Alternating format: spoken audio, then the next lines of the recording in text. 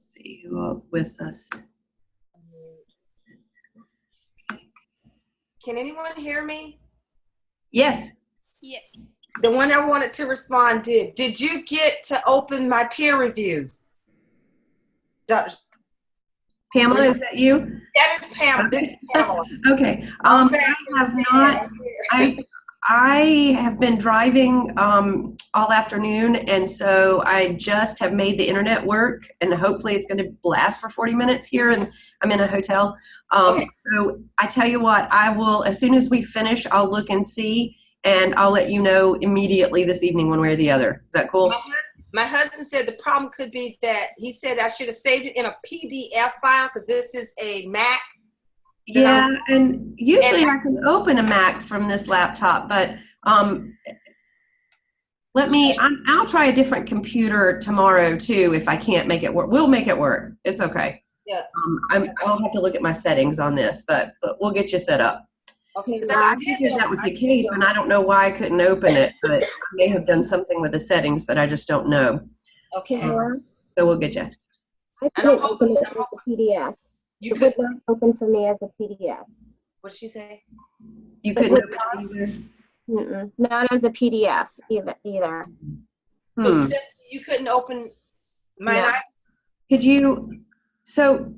Could you, when you get to work tomorrow, could you just send it as a Word document? Yeah, I can read because it allows me to put it in a Word document. It gives you a choice of PDF, Word, and something else. It's Do like, Word, and then I'll set it up so you can do another submission.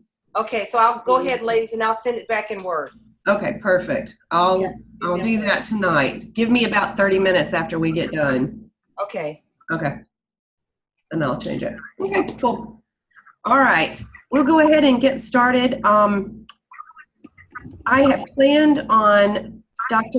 Pickard most of the time this evening. Hey there, Dr. Pickard. How are you?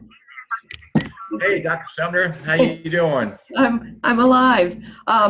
So I'm just going to chat with you all for a couple of minutes, and then we're going to turn over most of this evening to Dr. Pickard to go over some things with you. And he will explain a lot of sort of the dual role that you all have. And it is especially hectic because we're compacting so much work into 3 semesters. And again, as I told you early on, the beauty of this is you have constant support for all 3 semesters. I had many students who during those, what we call the dark semesters, which I think is apropos considering they felt like they were in a black hole. There were expectations for things they were supposed to be doing, but there wasn't great communication about it. So even though you all have to do all of the work that is very much informing your work as an administrator, so even though you have to do all of that work simultaneously without a break, that's not necessarily a bad thing according to students that Dr. Pickard and I have worked with in the past 7 years. So, I guess you could look at it either way, but we like this, and just know that sometimes we feel frantic for you. Don't let us kill your happiness there, or make you more frantic than you need to be. We just take it really seriously, and we support you and want the best for you. So anyway, we'll get more into that. I have not typed up the notes from last week yet. I pretty much was out for the count from the time we had our meeting until now, and I'm just barely back from the land of the lost. That flu is no joke. So you all, I know, have seen it. It was funny. I was having a conversation with a friend of mine who's a high school principal on the way on my travels today. And we were talking about, he has 11 teachers out, and he was saying he was so frantic. And we were talking about how the school system, I think it's around Atlanta, where my niece and nephew go to school, and they have like 30 bus drivers out. And he was like, don't even, that's the stuff of my nightmares. So it was an interesting thing to think about before our work together tonight, that sometimes that support staff and making sure your kids arrive safely and that they're safe while they're there is is the most important thing in a lot of ways to your parents. So it was interesting food for thought. So this week, let me go to, sorry. Let's see. I want to show you a couple of things, and it is okay. Some of you have done this so far and some of you have not. I'm going to use 3 folks here as examples. This is a good example, and I apologize that I didn't ask ahead of time. I wouldn't do that if I weren't showing exactly what I want to see. But when you, in the discussion board, when you put your task in, so for instance, this is task 1 of the APSL. So Lynn, excuse me, sorry. So Lynn put it in, and then 2 of her peers, Minnie might need to. Okay, so Lynn put it in, and then Angela did her peer review, and then Miranda did her peer review for Lynn. And so you see how it's all one thread? That really helps, because then it's all organized for the original creator, and that person can easily see without going looking. So in the future, don't feel like you need to go back, because that's going to make it even crazier. We'll know we need to look and find it and everything. But from now on, when you upload a task in Blackboard and discussion board, make sure that when you do your peer review, you attach it as part of the thread underneath the original document, the original draft of the writer, okay? So I just wanted to kind of point that out. Now I'm going to skip over very quickly before we switch over to Dr. Pickard to week 4. And there's a lot going on here that I want you to think about, and I'll try to put it in as much of a nutshell as possible. The academic needs assessment process. In the EVAS video, Dr. Hamilton makes a good point when he says it's not about looking through, it's about looking through a window, not a mirror. Data is hard for a lot of people. It's hard sometimes in our PLCs. It's hard in school improvement team meetings. It's hard when we're trying to make change. It's hard with EVAS conversations. And Dr. Hamilton addresses that in the EVAS video. And even though it's long and it's really kind of data heavy, it's fascinating, regardless of whether you use EVAS data or to what extent you have used EVAS data. It's fascinating in terms of thinking about the so what of that. If I have a conversation with a teacher whose students are not making growth consistently, or let's say towards the end of the video, he talks about the level 5s or the highest achieving students. And if they didn't make growth in your class, that group doesn't make growth in your class for several years. So what does that conversation look like between you as the administrator and the teacher? What resources do you offer? What do you have that person connect with somebody else in the school? Do you send that person somewhere? Do you make that connection? So it's really talking about you as an instructional leader. Lots and lots of administrators shy away from those EVAS type conversations because they're not really sure about the so what. Like, what do I do when I point this out? I've got to have an answer. I've got to have some suggestions, and there has to be follow-up. So I really want you to watch the video. It's about 43 minutes from that lens. What does it look like to truly instructionally support my teachers? Because if you think about it, the conversation that you have with a teacher who hasn't shown growth with his highest achieving students looks very different from a conversation with a teacher who hasn't shown growth with multiple groups or isn't showing growth with our most struggling students. You know what I'm saying? Like, I want you to start thinking about how would those conversations look different, and what resources do I have already kind of in my toolbox, and what would I need to prepare ahead of time to have that EVAS conversation with somebody. This is a little harder, I know, if you, my South Carolina folks, so you're going to need to sort of code shift a little bit, and Dr. Hamilton does a really good job of talking about it's not just about EVAS, which is what we use here in North Carolina, but saying, okay, with these predictive results and with this historical data, what's our so what? What do we do about it? So I encourage you to think about your own data, whatever that may be, what you have in terms of historical data and in terms of student growth, and what conversation would you have with yourself if you were an administrator, if you were looking through that window, or maybe it is a mirror in this sense, but what would that conversation look like? And I want you to start thinking about it from that perspective, because I think needs assessment has to start there with us looking at the data and being truthful and honest, and as much as we can, whether again it's a PLC, a one-on-one conversation, whatever, letting that ego go to the side and really saying, what's our why? Who is this about? If we're really and truly here for students and student learning and not the adults in the building, then what does this look like? And that's always kind of our mantra that we want to go back to.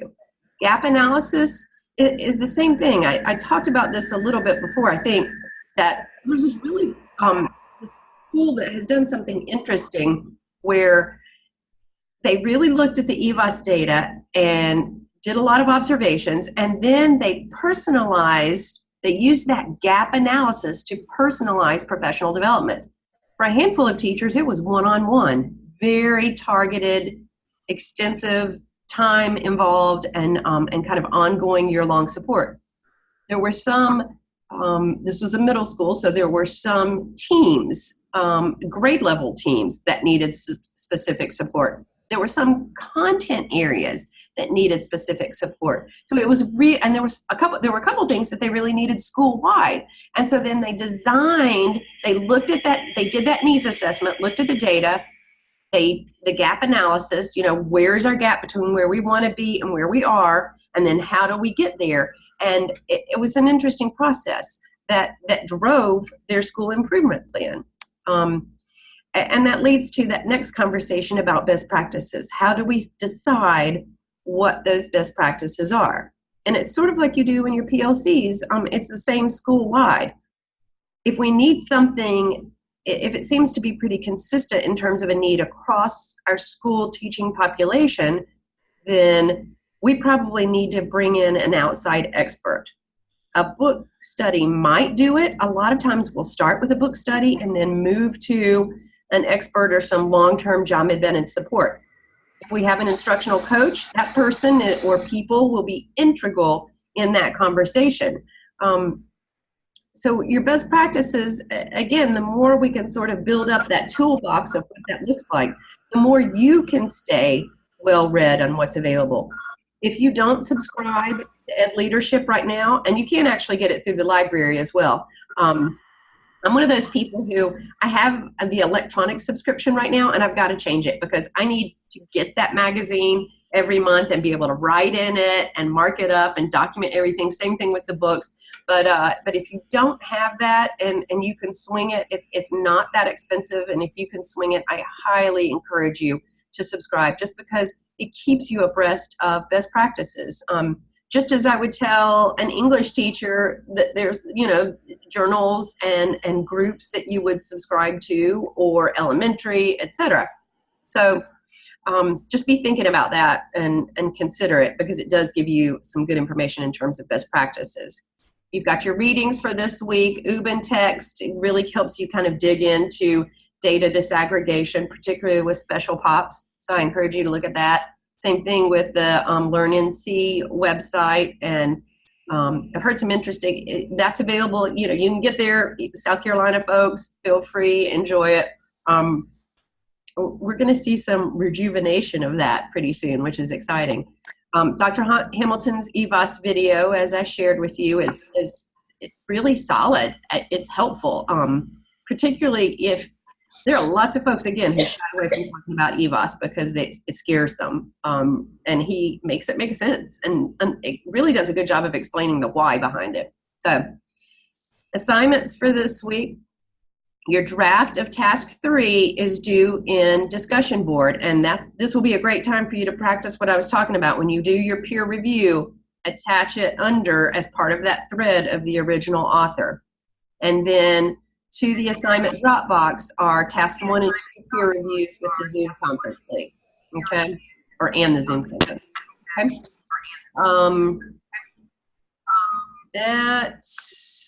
Let's see. Oh, and task 2 revisions. So I know this is crazy right now in terms of you feel like I just did a peer review and now the next day I've got to do my revisions on that.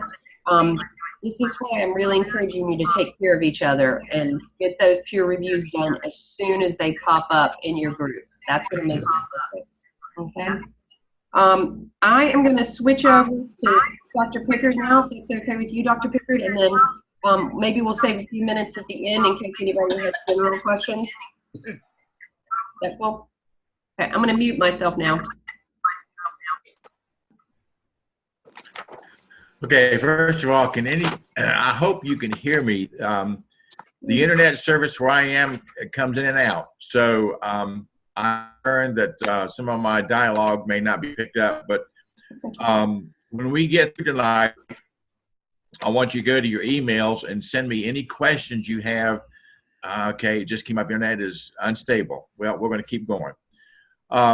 I want you to send me any emails tonight that pertains to what our discussion tonight. I've got my list right here. I want to go through it.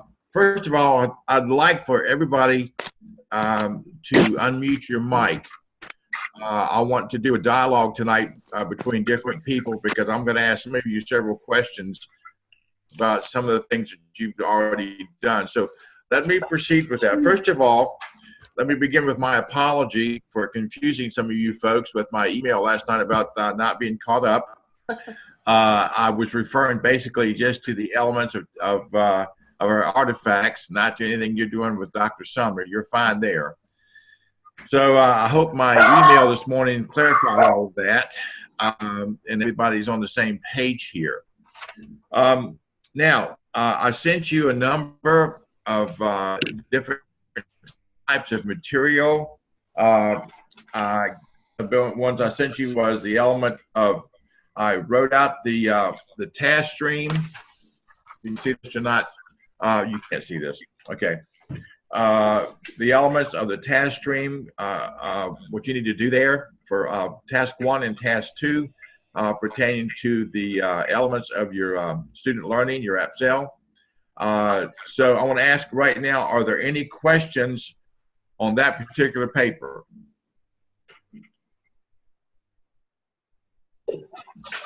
Everybody seemed to understand that. Pretty easy to understand? Okay. Next question is, I sent you 2 elements on APA writing style. Do you have any questions on those? Got that. I'm not hearing anything, so I'm assuming if I don't hear anything, everybody's okay. Okay. Now, do we have any questions that pertain that everybody understood that when you signed up for 2 classes, you signed up for 6 hours under 601 and 2 hours under 697, that's you're taking 2 different classes, so you're performing on 2 different platforms, okay? Everybody have their brain wrapped around that one? Mhm. Are there any questions on that one? Yes. Okay, speak up, because I can barely hear you. Okay, who's speaking? Hello? Okay, somebody said yes, but I'm not hearing anybody. Okay, I'm gonna proceed, okay? Okay, let me emphasize a couple of things that what we are trying to do here, okay? Our goal and your goal is to improve your skills or build your skills and improve your skills as an educational leader. You're going to have to start thinking like an administrator and not like a teacher. And that's that transition where we begin that thinking process can sometimes be difficult to put all the elements together. But that's one of the key things. You're going to have to start thinking like a principal. And that's the whole purpose of your artifacts and the whole purpose of these assignments is to get you to start thinking outside the box of the classroom and start thinking from a more global perspective. Not just thinking how this is going to impact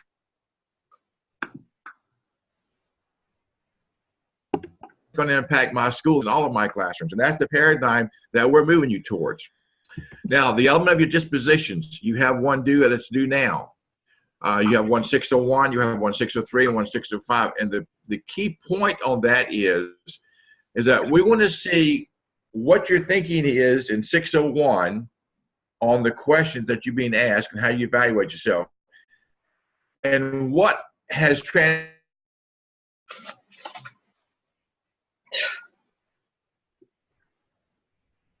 think you're frozen. Yeah. differently. Am I fading out? You're back. Yeah, you're back. I'm sorry. Well, you were back. Okay, let me go on. Okay. Yep. Dr. Sumner, can you hear me? Mm-hmm. Yes.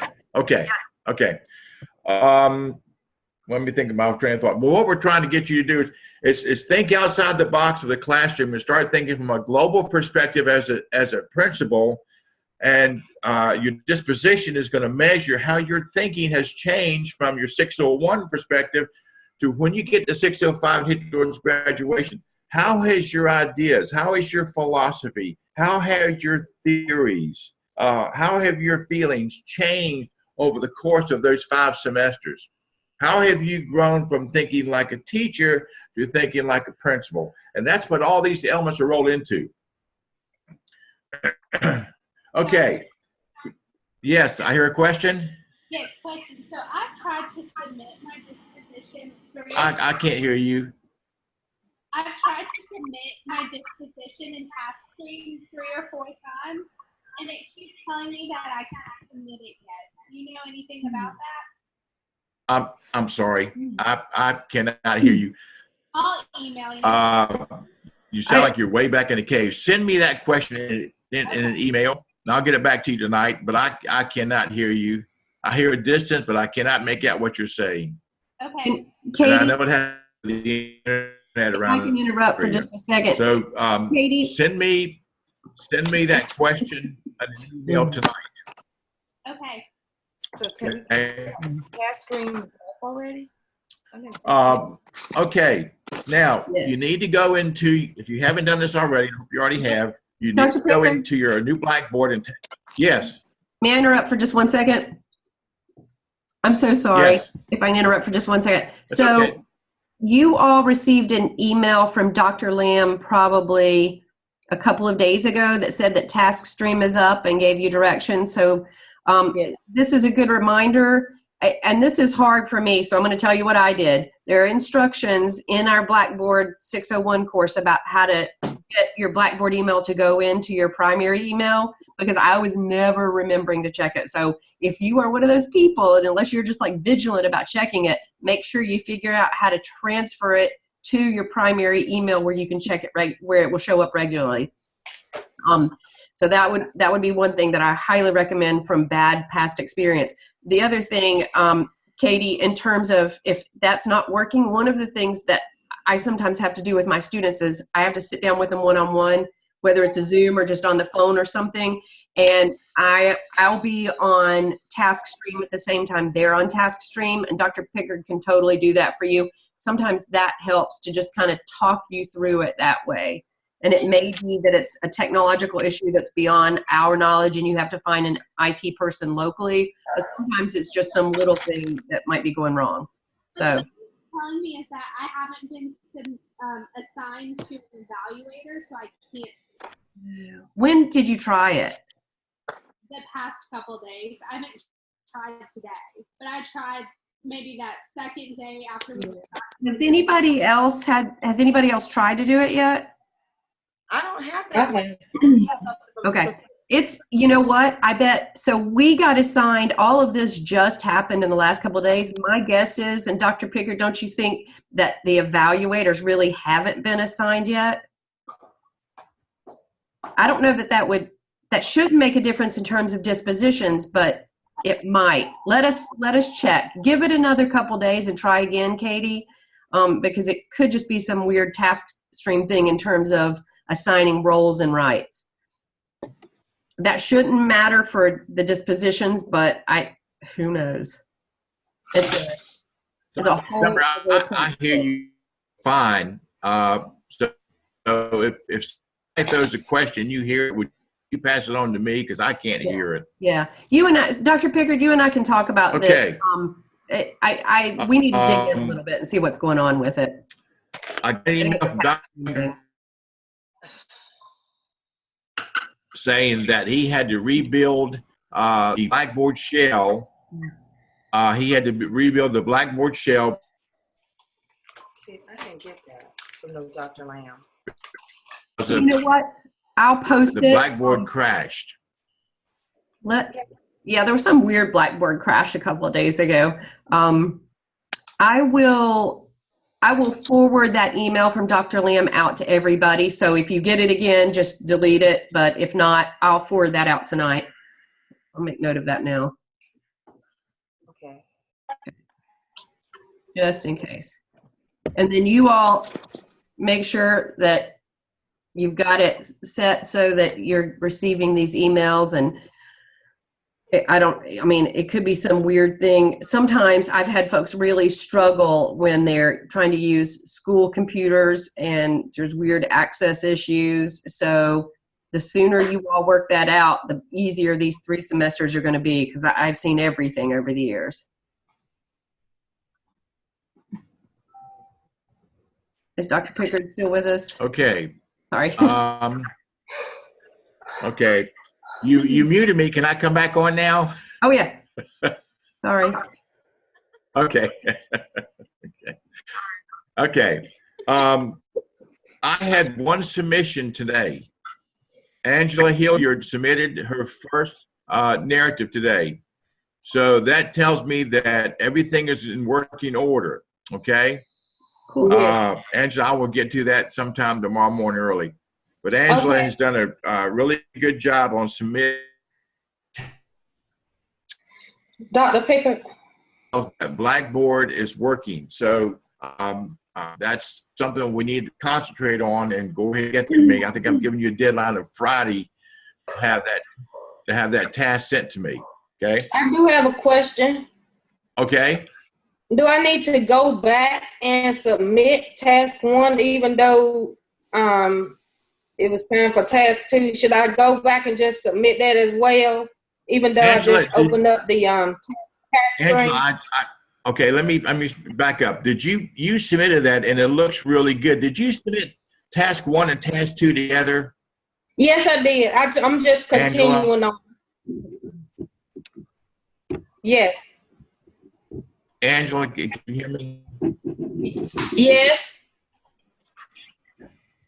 Okay. Did both of them together? I did.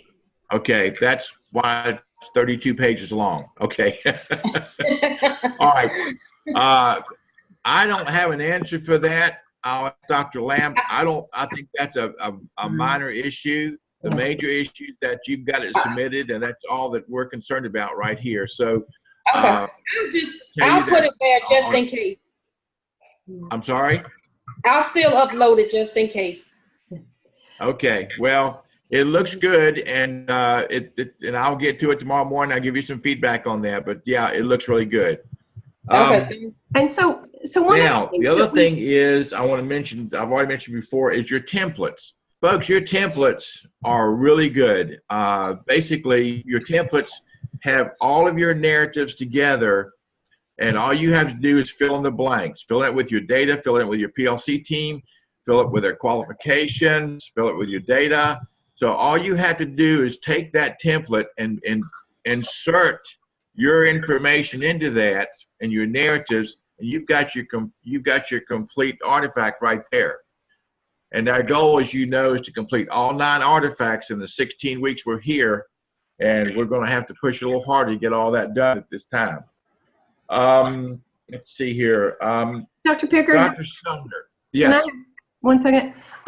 So one of the things that I want to stress with you in terms of our relationship, and how this all works, with the submissions to your clinical coach, kind of that part of Blackboard, this really is about supporting you and guiding you.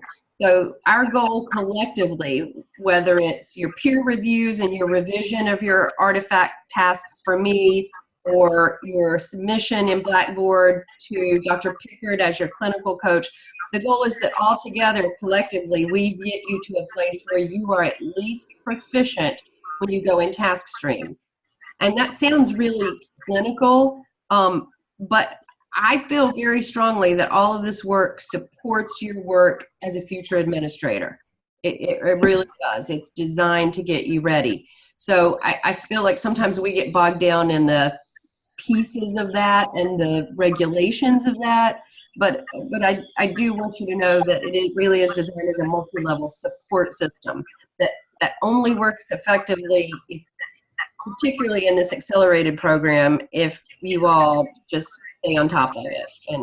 And sometimes we are over the top in terms of making that happen, but it's to make sure that you are ready. So sorry, Dr. Pickard. Yeah, and that's a good point, Dr. Sumner. I reiterated that, I think, in the email I sent this morning, that you have a very strong support team. And we know what you're up against. We have been there. We know the kind of work that you have to do, the amount of time that you have to do it in. But you have a tremendous support team behind you. Dr. Sumner, myself, Dr. Lamb, your other coach, we are there for you. And all you have to do is let us know what is going on and how we can help. Dr. Sumner, we talked about the possibility of looking at adding a class, or either extending this time on Tuesday nights, or either adding another class. We want to talk about that further with the students. Yeah, just to give you all a heads up, we expected to have the full hour, or out 40 minutes plus at this point, the pro version.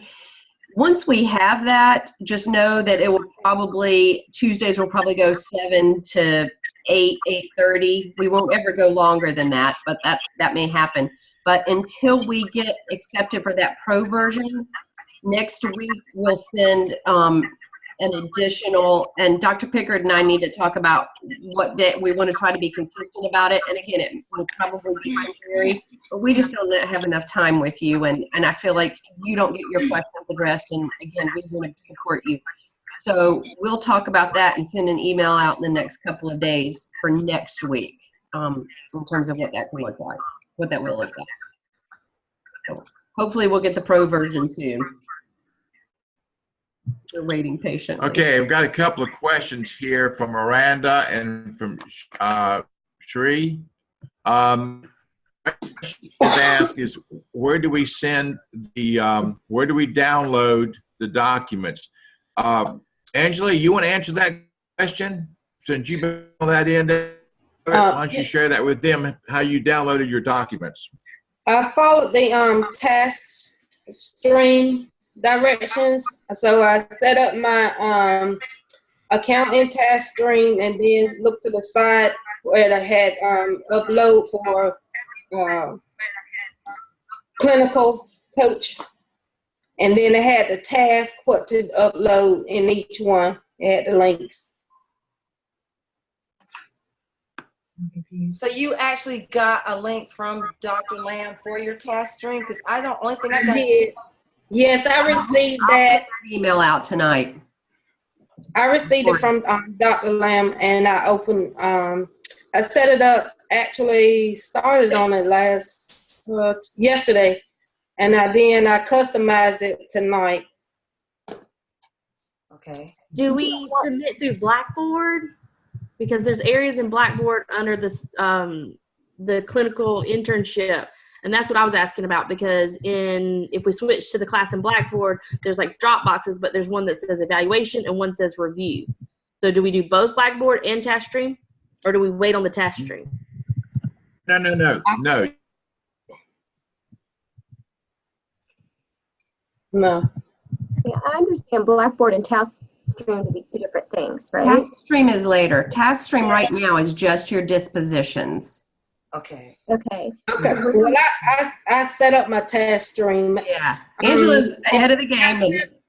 I clicked on the link they had for Dr. Lamb, and that's where. Yeah. So we're talking about multiple things, and what Dr. Pickard and I will do is send out an email to clarify. But for your tasks that go to him and what he's talking about in terms of being due by Friday, much of that is Blackboard. Your dispositions will be via task stream.